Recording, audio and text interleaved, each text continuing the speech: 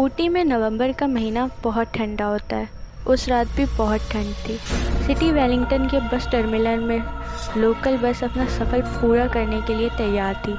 जब बस रवाना हुई तो पूरी भरी हुई थी, लेकिन जैसे जैसे रात होने लगी बस खाली होती चली गई। अब जब मंजिल आने में कुछ ही और स्टॉप बचे हैं। अब बस में एक ड्राइवर जिसकी उम्र करीब 40 साल है और एक कंडक्टर ही बचे हैं। अब बस एक स्टॉप पर रुकती है जहाँ कुल 4 लोग बस में सवार होते हैं। इसमें एक लड़की आन्या, एक यंग कपल जिनकी एज करीब 20-25 साल थी और एक लड़का आर्यन जो आन्या का क्लासमेट होता है। अब उस बस में 6 लोग थे।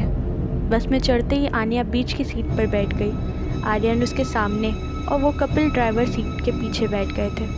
क्योंकि ये उस रूट की आखिरी बस थी और बहुत बर्फ़ पड़ रही थी, तो गाड़ी कार उस सड़क पर उस बस के अलावा कुछ नहीं चल रहा था और वो इलाका जंगल के बीच था। बस के इंजन के अलावा कोई आवाज़ सुनाई नहीं दे रही थी। गहरा सन्नाटा चारों ओर था। बस जंगल के रास्ते में ही थी, तभी ड्राइवर ने अचानक से ब्रेक लगाया। कंडक्टर ने सामने देखा तो बीच सड़क पे कुछ लोग खड़े थे। वो कौन है?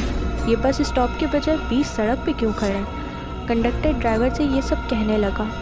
वो लोग तो बीच सड़क पे खड़े होकर बस रोकने का इशारा कर रहे थे, लेकिन अब ड्राइवर की मर्ज़ी है कि वो बस रोके या नहीं। लेकिन बाहर बहुत ठंड थी और ये रात की आखिरी बस थी। ड्राइवर कंडक्टर से कह के उन्हें बस में चढ़ने को कहता है। वो लोग बस की पिछली सीढ़ियों से ऊपर चढ़े।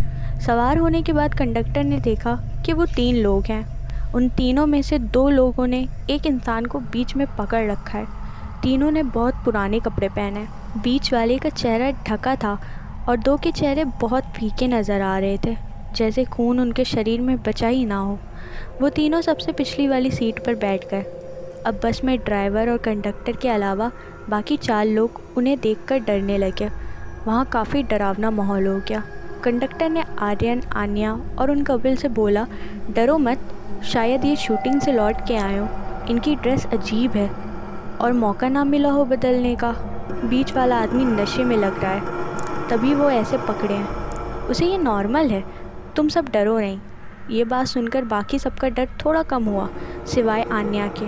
और अब कपिल का स्टॉप आ गया जहाँ वो दोनों उतर गए। जब बस वहाँ से जा रही थी तो अचानक आन्या उठ खड़ी हुई और पागलों की तरह चिल्लाने लगी, आर्यन, तुमने मेरा पर्स चुराया है। आर्यन ने शौक होकर कहा, ये क्या बोल रही हो? मैं तुम्हारे सामने बैठा हूँ, मैंने नहीं चुराया। लेकिन आन्या मानती नहीं, कहती है तुम झूठ बोल रहे हो। मैं तुम्हें पुलिस स्टेशन ले जाऊँगी, तब तुम मानोगे। उसने बस अगले स्टॉप पे रुकवाई और आर्यन को बाहर करते हुए बोली, पुलिस स्टेशन चलो, फिर पता चल जाएगा तुम चोर हो या नहीं। उन दोनों को उस बस स्टॉप पर उतार के बस आगे चली गई। जब बस थोड़ा दूर चली गई, आन्या ने चैन की सांस ली। आर्यन ने कहा, चलो ठीक है, चलते हैं पुलिस स्टेशन। आन्या ने कहा, वो पुलिस स्टेशन के पास नहीं जा रही है। तो आर्यन उस पर चिल्लाया, तुम पागल हो क्या? वो आखिरी बस थी, मुझे अपने होम टाउन जाना था। आन्या ने कहा, तुम्हें मुझे शुक्रिया कहना चाहिए, मैंने तुम्हारी जान बचाई है। आर्यन बहुत कंफ्यूज्ड हो गया। फिर आन्या ने कहा, आर्यन, वो जो 3 लोग बस में चढ़े थे वो इंसान नहीं थे। उनके आने के बाद मुझे लगा वो लोग सही नहीं है, शायद वो कोई चोर हो। तभी मैं बार बार उनकी तरफ देखे जा रही थी। तभी एक हवा के झोंके से उसका चेहरा मुझे दिखा, जो बहुत डरावना था। लेकिन मुझे लगा ये मेरा भ्रम है। मैंने दोबारा उनकी तरफ देखा तो उनके पैर ही नहीं थे। ये बात सुनकर आर्यन बहुत टेंशन में आ गया और कहा, ये बात तुम्हें बस कंडक्टर को बतानी चाहिए थी, हम उन्हें भी बचा सकते थे। आन्या ने कहा, मैंने कंडक्टर को बताया था, उसने कहा ये मेरा भ्रम है। इस बात की जानकारी आन्या और आर्यन ने पुलिस को दी। उन्हें बच्चा समझ के पुलिस ने उनकी बात को अनदेखा किया और दोनों को सही सलामत उनके घर पहुंचवा दिया। अगले दिन उस बस के गायब होने की किसी ने रिपोर्ट करवाई। पुलिस को 3 दिन बाद वो बस नदी में डूबी हुई मिली। जब उस बस को निकाला गया तो डॉक्टर ने देखा उसमें 5 लाशें थीं, जिसमें 2 लाशें ड्राइवर और कंडक्टर की बिल्कुल सही हालत में थीं, लेकिन बाकी 3 लाशें बहुत सड़ी गली हालत में थीं। उस रात के बाद आन्या और आर्यन बहुत कम रात को सफ़र करते हैं, क्योंकि वो डरते हैं कि अगर उस रात वो लोग बस से ना उतरते तो शायद आज ज़िंदा ना होते।